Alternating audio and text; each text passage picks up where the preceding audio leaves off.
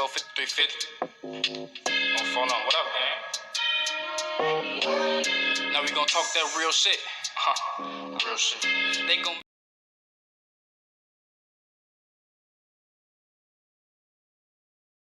gonna. What is indeed going on, people, and welcome back to the Jonah Pitney podcast.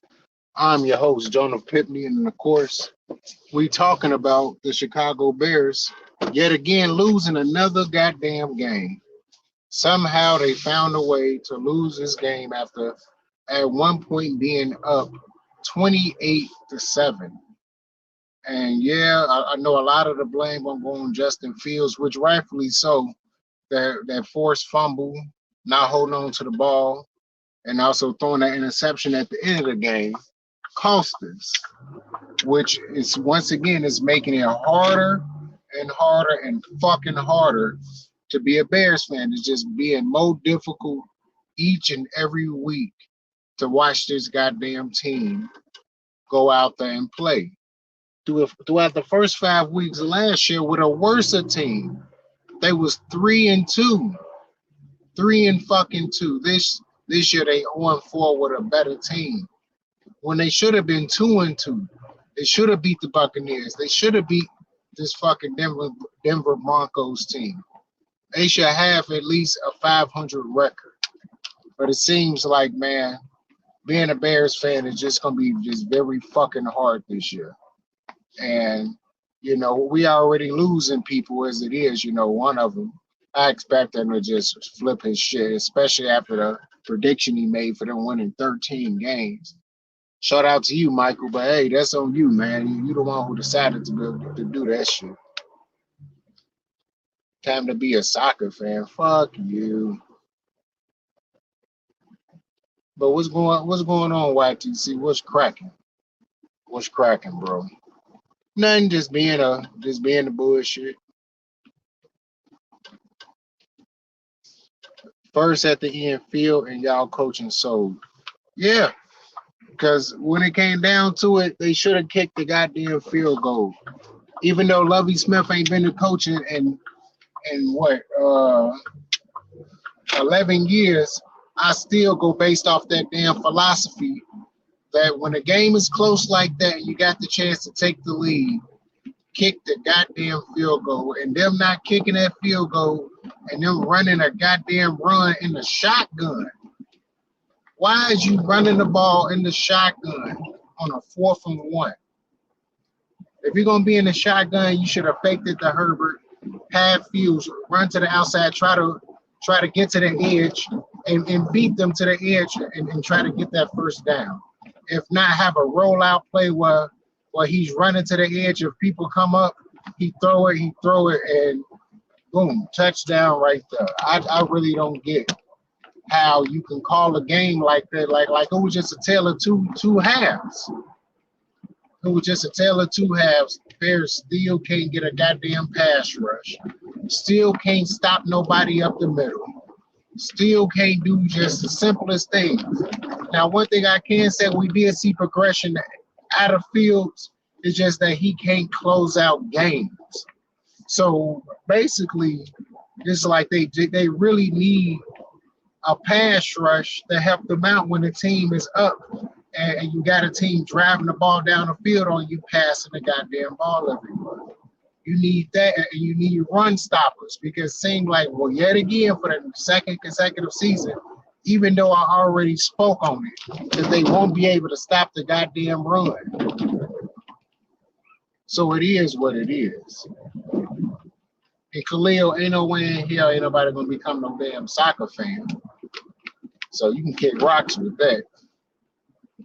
But yeah, man, it's just very frustrating as a Bear fan just to continuously watch them fuck up and blow, and then this time blow a lead. First time leading all goddamn season and blow it that bad in the worst type of goddamn way. What can I say, man? They just picking new ways to lose, and this is a short week.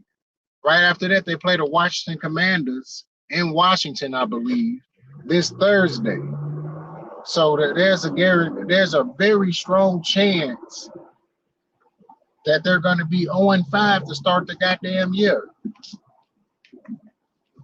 Can't say I'm surprised. I'm surprised that they 0-4, especially when I predicted them at least to win two games out of the first quarter of the season, and they 0-4, or at least at worst be 1-3. At least 1-3, not 0-4. Not this goddamn bad. Hold up. We talking about being a Chargers fan? No, I'm good. Even though I liked Phillip Rivers, Drew Brees back in the day, Dalian Thompson and all them guys, and all Bears all day. How they gonna lose next? Shit. Up next, they're probably being drove down the field, be down by 2, and Cairo Santos because they haven't used them all goddamn season. He'll fuck around and miss the goddamn field goal, and then yet again we'd be looking stupid. Only thing I can say that was a positive that the offense was able to do something in this game. Yes, the Broncos defense was absolutely terrible, but they still was able to design some type of plays to get Justin Fields to throw the ball down a goddamn field. So I can at least say, okay, that's the wrong area. But at least I can say that much, that they at least was able to do something out there. But goddamn, man, it's just too damn difficult watching the games each week. And I don't get the chance to watch it at home at the safety and the comfort of my own home. I'm doing it while I'm at work, so I'm watching the shit at work while I'm doing security, making sure that no one do all type of shit, and to make sure that somebody just don't have a fucking consumption and then decide to start shooting the bitch up. So it's just irritating as shit. At least if they would have won today, I'd have been smiling or something. It's already been a long fucking week, and it ends with another fucking loss because the goddamn team can't do what the fuck they supposed to do. That's just irritating, it's frustrating, and it's disappointing. I expected the Bears, like I said 5-8 win, but it don't even look like they even gonna win that. It look like this team might fuck around and pull a Lions and be leading in 11 games and then still lose those 11 games they supposed to be leading on top of the other fucking losses. Fuck around and be a 0-17 fucking team. That's the shit that gets me. Yes, Justin Fields threw for 300 yards. Yes, the offense looked potent against a putrid fucking Denver defense. But when it mattered, it was a mental breakdown all the way from the offensive line to the quarterback. Every time they got a drive going, the goddamn Darnell Wright or whoever is getting called for a holding penalty, false starts, giving up a damn sack, something. Who is just a complete mental breakdown, a straight mental collapse out there. And it's not much more that you can say that's good other than, the offense was rolling. The first half, the defense was holding the Broncos to literally damn near nothing, held them to 7 points after they scored on the first drive. And then after that, give up 24 consecutive points, unanswered points. Now, that also falls on the offense with the inability to be able to call up plays to be able to score in the second half to keep the pressure on the Broncos. It was like, okay, after they scored that 28 and it was 28-7, they took their foot off the gas and allowed them to come back. And when they tried to put their foot back on the gas, it was too goddamn late. They had lost all momentum. That's the reason why I be like, fuck all that bullshit. It is an NFL game. They grown men. Stop taking your foot off the gas and go out there and keep your foot on their throats and try to score 50 every goddamn game. Try to score 50 on your opponent every game. If you have the opportunity to do it, you do it. Because the moment you take your gas off that goddamn pedal, you allow for that team to come back and beat you, much like they basically did the Bears today. Halftime adjustments is a motherfucker. Yeah, it is. And it seemed like the Bears didn't make no halftime adjustments because they was in the lead. So they just probably felt like, oh, we winning the game, continue to do what we doing, and that's it. No, it's supposed to be halftime adjustments. It's supposed to be what it's supposed to be. So I don't know, man. Yo, what's going on with you, brother? How you feeling? Man, you've been conversing all day throughout throughout the post and everything else. What the hell happened to the defense? And why hasn't anyone stepped up for the defensive coordinator job? That's because Matt Eberflus was already a defensive coordinator. So because Matt Eberflus was already a defensive coordinator, he's taking over those duties. That's the reason why they don't haven't had nobody step up and be a defensive coordinator. What the hell happened to the defense? No halftime adjustments. They kept doing what they was doing in the first half, thinking it was going to continue to work. On top of that, like I had spoke to you during the post, that's what happens when your best players always injured. When your best cornerback is hurt because he broke his hand. That's something that you can't predict, but Eddie Jackson being gone.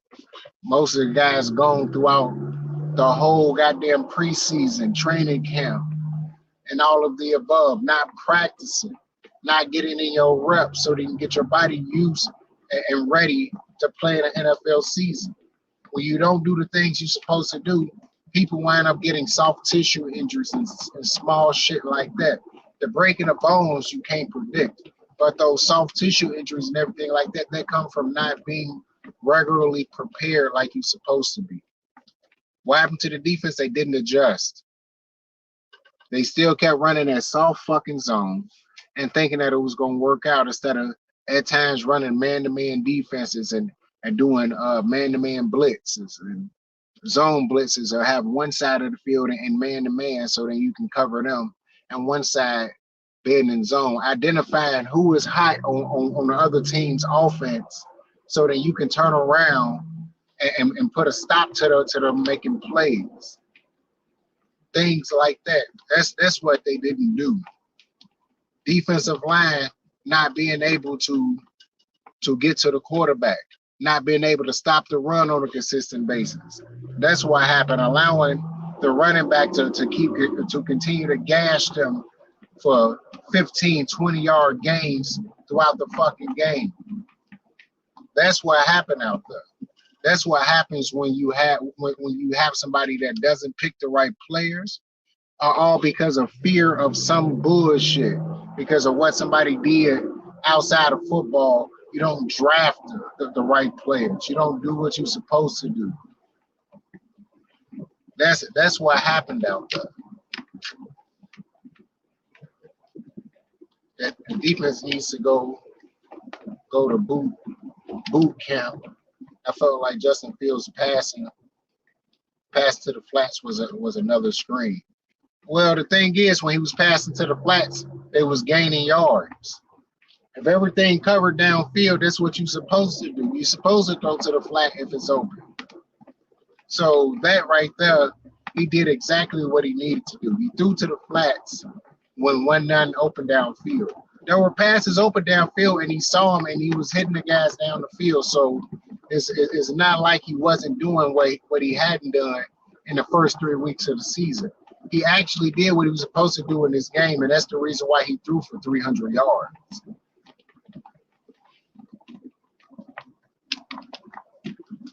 Dexter is playing like a future D tackle. You still can't stop the run. A lot of those plays, it was a breakdown and contained. The ones outside, that's on the defensive end and the linebackers, allowing the running back to break contain. But the ones up the middle were strictly on them. It was strictly on the defensive tackles and the middle linebacker and the right outside linebacker that's going to be unblocked in that position. But it was mainly on the defensive tackles not being able to get off their blocks fast enough to allow those linebackers to roam and be able to get to the running back. If not, bust it up in the backfield on a consistent basis. That's literally what the hell happened out there. Inconsistency in the second half is what lost them the game. Inconsistency, bad play calling yet again, and when it mattered most, bad quarterback play. Bad quarterback play. Like I said, at the end of the game, when it was a 4th and 1, it should have been a field goal. But they wouldn't have been in that position to begin with if the offensive line stopped fucking holding. Now I know it's holding on every play. It's holding on every play. But you cannot allow your hands to basically get to the outside of the shoulder pads. And when guys is reaching out because there's a chance that your quarterback or running back can shift it inside or out, you got to let them go. Let them go. And it's something that they refuse to do. I give Justin Fields a B for the game. The O-line wide receivers needs work. It brings the team performance down a letter grade. Komet was a good target for him. Yeah, he was. Yeah, Komet was. I will, and I agree with that. All the way up until that fumble and that interception, Justin Fields' passing game performance, his performance all game was an A+. It was an A- after that fumble, but that interception brought it all the way down to a B, B-, honestly. It was just literally when you have incompetence in play calling when it mattered most, incompetence with the quarterback when it mattered most, incompetence at the offensive line when it mattered most, you get the result you get. And especially on the defensive side of the football, Matt Eberflus should know, even though you protecting the goddamn league, stop running zone all goddamn day and get after the goddamn quarterback. Go man to man, have somebody blitz the goddamn quarterback, and then you go from there. Rather you in a nickel, quarter defense, 4-3 defense, which is the base defense.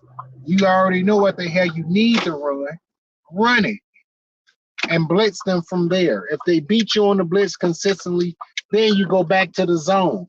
But it seemed like every time they did blitz, they had Russell Wilson and goddamn Harrell, so when he had to throw the goddamn ball away, and every time they went back to running goddamn screen passes and all that extra dumb shit, put it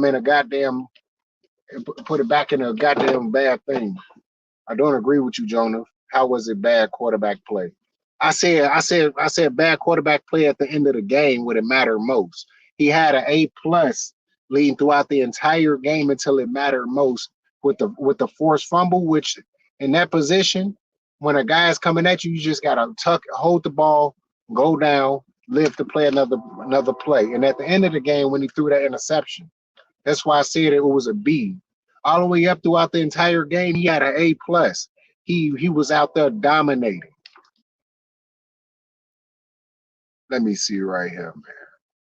He had a game of his life. The play call on the fumble was a bad naked boot, which left defense player wide open. I know that. Which in today's game, you really can't run too many boot passes. It gotta be read option boot type of passes or something like that. You can't do traditional boot passes no more because guess what?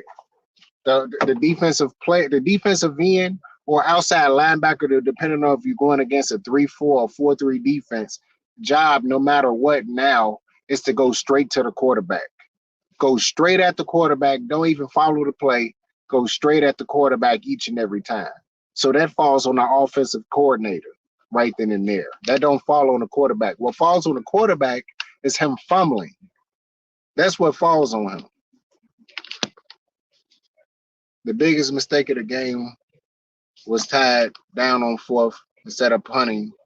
It cost them that game and that interception on Fields and Komet both. No, they didn't have to punt. They could have kicked the field goal. They was well in field goal range. What they should have did was kick a goddamn field goal. Not to mention AMT was supposed to be an anticipation throw, which Cole Komet stopped on his route. It still comes down. It still fall on the quarterback. It falls on both of them, but it still falls on the quarterback when it comes down to it because who threw the ball? Who threw the ball? The quarterback did. That's what matters. Blitz more. Get your pass rushers or cornerbacks ready to read the quarterback's eyes. Well, not when you in man to man. When you in man to man, you can't read the quarterback's eyes. You got to keep your eyes on your man. When they was reading the quarterback's eyes, they was in zone, and guess what? The quarterback swayed them one way and threw back the other way, and that's how they was getting a lot of them completions. Badger needs to start this game in the third quarter. No, he didn't, because in the third quarter the Bears was still up by 14. Shit didn't get out of hand really into the fourth quarter. Justin Fields was still out there lighting up the Broncos. They were still moving the football. They actually scored another touchdown in the third quarter, which had them go up at one point 28-7. Now I know you had them in watching the game because I was watching the game straight up from work, and I still was able to see that. So I don't know what the hell you talking about with Tyson Bagent being in to start the third quarter of the game. That shit makes no fucking sense right there. Especially when the man was out there lighting it up and threw for a new career high over 300 yards for the first time in his career. Of course, it was in a losing effort, but nah, I don't know what you mean on that. Is Eberflus going to survive the season? Yeah, he's going to survive the season because the Bears have never been a team to fire their head coach in the middle of a season, whether it's beginning, the middle, or the end of this, or towards the end of the season. They usually wait until the season is over, just in case if the team was to turn around and do something big. But for the most part, no. After this season, Eberflus will be gone. Gatsby is going to be gone most likely. They're going to be bringing in a new regime. It's all going to be over with. That's basically what it is. So that's what's going to be happening with them on that tip. I told myself I wasn't going to be buying nothing else. But anyways, man, that's basically what the hell is going to be going on, man. The whole regime going to be gone, except for the GM. He got another year or two. Because if next year the team don't look good, it's a wrap. Everybody gone. Poe's gone too. But I don't even like to think about that. I think he's going to be fired after. Yeah, he is. He's definitely going to be fired right after. What's going on, TRL? How you feeling, man? How you feeling? Did your team win? Because my team fucking didn't. Which I know y'all know that in Discord because y'all was ragging on Mike the whole damn time while he flipping out online, screaming and hollering and damn near crying and shit. But anyways, it is what it is. I think being up 28-7, that's to push things further for another score. Yeah, I just said that. They stopped it since Fields was playing well. I think the backup could have gotten plays off. Nah, you don't do that. You don't do that until the end of the fourth quarter. When it's towards the end of the fourth quarter, your team blowing them out. Your team blowing out the other team like 45-7, and it's like 4-5 minutes left in the fourth quarter. That's when you do some shit like that. Now we lost 35-16. We suck too. That's fucked up. It's all bad. At least your team had an opportunity at one point to be 3-0. They just blew a lot of fucking games.